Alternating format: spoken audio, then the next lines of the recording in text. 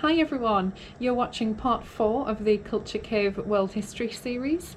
Now recently I visited some ancient ruins in Tendo, which is in Yamagata Prefecture, and I was talking to some local ladies, and in this episode I'm going to tell you a little bit more about what they were telling me and interpreting that information a little bit more specifically. Since that excursion I've been able to speak in a little bit more depth with some local historians and archaeologists who've educated me more on the area and the history. It's a fascinating period in history actually, because these houses date back to around 300 to 530 AD, which is known as the Kofun Period in Japan. It's an era in the history of Japan that actually dates back to the introduction of Buddhism. So we can imagine, the wave of Buddhism coming to Japan around the time that we see those houses. And the Kofun and subsequently the Asuka periods are sometimes collectively called the Yamato period in history. And this period is the earliest era of recorded history in Japan. But the studies also heavily depend on the archaeology, since the chronology of historical sources tends to be distorted here and there.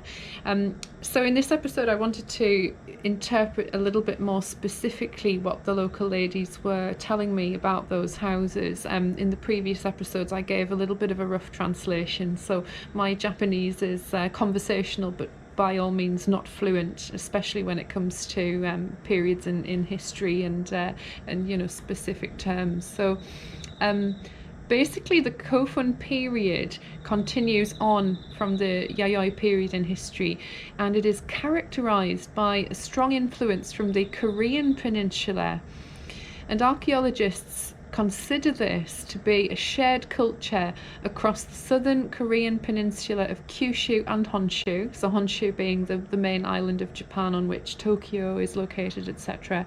The word Kofun is Japanese for the type of burial mound that dates back to this era, and the archaeology indicates that the mound tombs and material culture of the elite were similar throughout the region. So from China, Buddhism and the Chinese writing system were introduced near the end of that period in history. So the Kofun period recorded Japan's earliest political centralization as well, when the Yamato clan rose to power in southwestern Japan. And it then established the imperial house and helped control trade routes across the region, which is where the history of the Dutch and things like that come into play, and the British a little bit later on. It's a really fascinating period in history when we look at those sites, and we can kind of imagine in parallel what was going on in history in Europe. So the site where I was visiting in the previous episodes was the Nishinumada Site, and this site was discovered in an archaeological excavation project in 1985. And it was confirmed to be a rural settlement site in the late Kofun period, which in this case was centred on the 6th century. After that, it was designated as a National Historic Site in 1987, a couple of years later, and so far 14 flatland buildings, 2 stilt warehouses and river traces, as well as a paddy field ridge-like remains, ditches, etc. have been discovered. And additionally, it was opened as a ruins park in May of 2008, and is used as a lifelong learning facility where you can learn about the history. So in the park surrounding that area, the buildings where people lived in the late Kofun period and the warehouse where the harvest was stored, you can see rivers and paddy fields have also been restored. You can also experience rice planting and harvesting of ancient rice. Now the ancient rice was kind of darker in colour, and I actually purchased some of that, which I've yet to try, and looking forward to that. But in addition, the adjacent guidance facility and the relics such as easternware and wooden farm tools were also excavated from that very site where I visited in the previous episodes. As you may remember from parts 1, 2 and 3, you could see there were 3 key properties. They were all slightly different in terms of architecture, thatched roofs, and we explored a little bit there, the ancient clothes and the ancient tools that they would use. So that's, in summary, that's what that was all about. And another thing I wanted to add was that the Kofun are burial mounds by definition, built for members of the ruling class from the 3rd to the 7th centuries in Japan. And the Kofun period takes its name from these distinctive earthen mounds.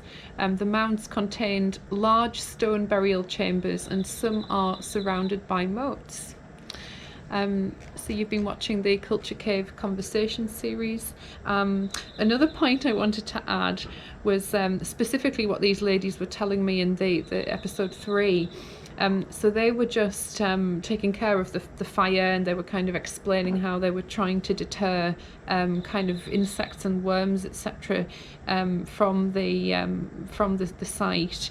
And then we talked a little bit about the fruits, so the local fruits in the area, and what people kind of eat today. So they were eating the same food back in that era, as far as we know, fish, rice, etc. But what the area is specifically famous for these days is fruit. Close to that area there are lots of grape vineyards, for instance, and it's a beautiful area for long distance walking, etc.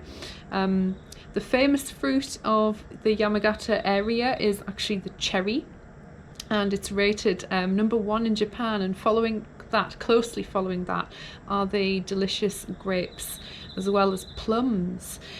There are also some French pears, which the Japanese call La France, which is a little bit confusing to the European ear, but yeah, these are actually a type of pear, a type of French pear, and these are typically eaten in the autumn. They can be harvested and included in the local cuisine later on in the autumn. So I was there a little bit too early for that, but I'm sure I'll be heading back there at some point to sample that a little bit more.